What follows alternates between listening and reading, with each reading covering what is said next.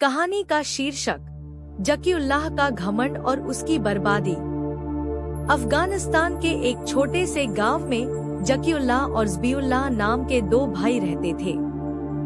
दोनों का बचपन संघर्ष और कठिनाई से भरा था, लेकिन अपनी मेहनत और अल्लाह पर भरोसे की बदौलत दोनों ने अच्छा खासा पैसा और संपत्ति कमा ली। पर जैसे जैसे समय बीता, जकीउल्लाह में बदलाव आने लगा। उसकी संपत्ति और शोहरत ने उसे घमंडी बना दिया और उसने ज़बीउल्लाह व दूसरों को खुद से कमतर समझना शुरू कर दिया। एक घमंड का जन्म। जैसे जैसे जकीउल्लाह की दौलत बढ़ती गई, वैसे वैसे उसके मन में अहंकार घर करने लगा।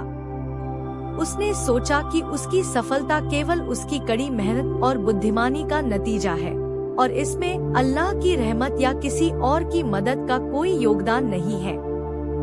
उसने अपने छोटे भाई ज़बीउल्लाह को तुच्छ समझना शुरू कर दिया।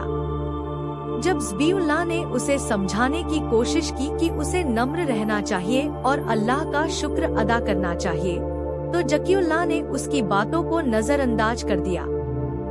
2. गाँव वालों के प्रति बेरुखी।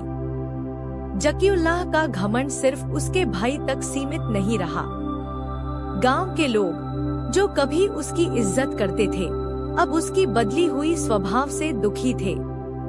वह गरीबों और जरूरतमंदों की मदद करने से मुकर गया।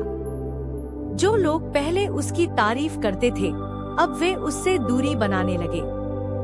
उसने समझा ही नहीं कि उसकी दौलत अस्थायी है और इसका घमंड करना गलत है।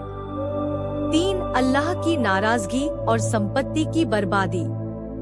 अल्लाह के रहम से हटकर घमंड करना और दूसरों को तुच्छ समझना गलत है और इसका असर जल्द ही जकीउल्लाह की जिंदगी में दिखने लगा।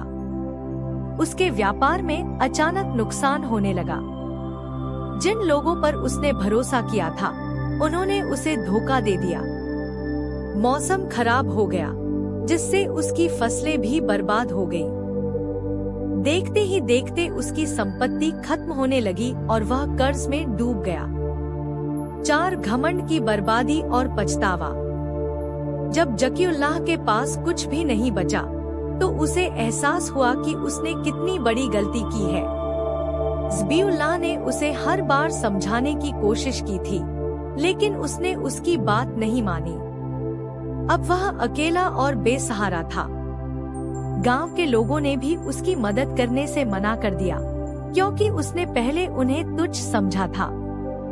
5. सच्चे पछतावे और अल्लाह की ओर वापसी।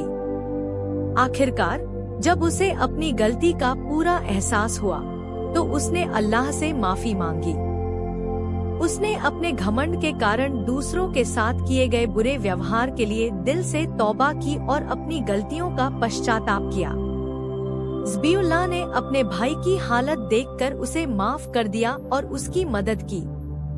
उसने जकीउल्लाह को फिर से एक नई शुरुआत करने का मौका दिया।